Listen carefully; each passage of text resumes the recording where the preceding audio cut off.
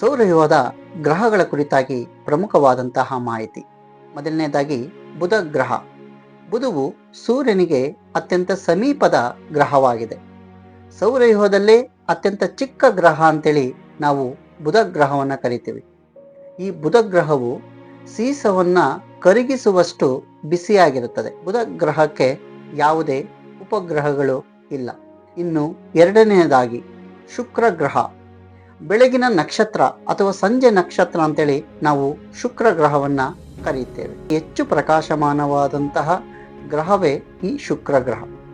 ಶುಕ್ರವು ಸೂರ್ಯನಿಂದ 2ನೇ ಸ್ಥಾನದಲ್ಲಿದೆ. ಕೆಲವೊಮ್ಮೆ ಇದನ್ನ ಭೂಮಿಯ ಸಹೋದರಿ ಅಥವಾ ಅವಳಿ ಗ್ರಹ ಅಂತೇಳಿ ಕರೆಯಲ್ಪಡುತ್ತದೆ. ಇನ್ನು ಮೂರನೆಯದಾಗಿ ಭೂಮಿ. ಜೀವಿಗಳಿರುವ ಏಕೈಕ ಗ್ರಹ ಈ ಭೂಮಿ. ಇದನ್ನ ನೀಲಿ ಗ್ರಹ ಅಂತೇಳಿ ಕರೀತಾರೆ. ಏಕೆಂದರೆ ಇದರ 70ರಷ್ಟು ಭಾಗ ನೀರಿನಿಂದ ಆವೃತವಾಗಿರೋದ್ರಿಂದ. ಭೂಮಿಯ ಏಕೈಕ ಉಪಗ್ರಹ ಅಂದರೆ ಅದು ಚಂದ್ರ. ಭೂಮಿಯ ಭ್ರಮಣೆಯ ಅವಧಿ 23 ಗಂಟೆ 56 ನಿಮಿಷ 4.9 ಸೆಕೆಂಡ್ಗಳಾಗಿರುತ್ತದೆ. ಇನ್ನು 4ನೇ ಗ್ರಹ ಮಂಗಳ ಗ್ರಹ. ಬರಿಗಣ್ಣಿಗೆ ಕಾಣುವ ಕೆಂಪು ಬಣ್ಣದ ಗ್ರಹ ಮಂಗಳ ಗ್ರಹ. ಮಂಗಳ ಗ್ರಹವನ್ನು ಅಂಗಾರಕ, ಕುಜ, ಕೆಂಪು ಗ್ರಹ ಎನ್ನುವ ಹೆಸರುಗಳಿಂದ ಕರೆಯಲಾಗುತ್ತದೆ.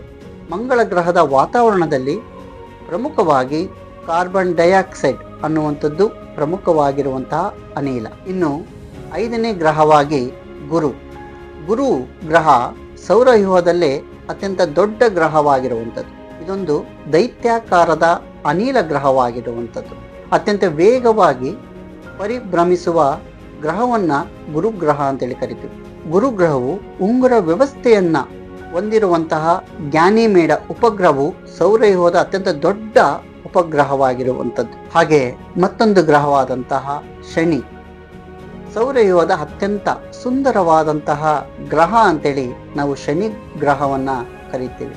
ಶನಿ ಗ್ರಹ ಅತ್ಯಂತ ಸುಂದರವಾಗಿರಲು ಕಾರಣ ಅದರ ಸುತ್ತಲೂ ಇರುವಂತಹ ಉಂಗುರದ ವ್ಯವಸ್ಥೆ.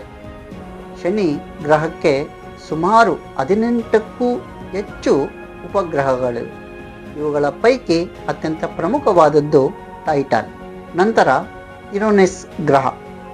ದೂರದರ್ಶಕದ ಸಹಾಯದಿಂದ ಕಂಡುಹಿಡಿಯಲಾದಂತಹ ಮೊದಲ ಗ್ರಹ ಯುರೇನಸ್ ಗ್ರಹವಾಗಿದೆ. ಇದನ್ನು 1781ರಲ್ಲಿ ವಿಲಿಯಂ ಹರ್ಷೆಲ್ ಎಂಬ ವಿಜ್ಞಾನಿಯು ಕಂಡುಹಿಡಿದನು. ಇದು ಸೂರ್ಯನಿಂದ ತುಂಬ ದೂರದಲ್ಲಿದೆ. ಇದರ ಪ್ರಮುಖ ಉಪಗ್ರಹಗಳೆಂದರೆ ಟೈಟಾನಿಯಾ ಮತ್ತು ಒಬೆರಾನ್. ನಂತರ ನೆಪ್ಚೂನ್ ಗ್ರಹ.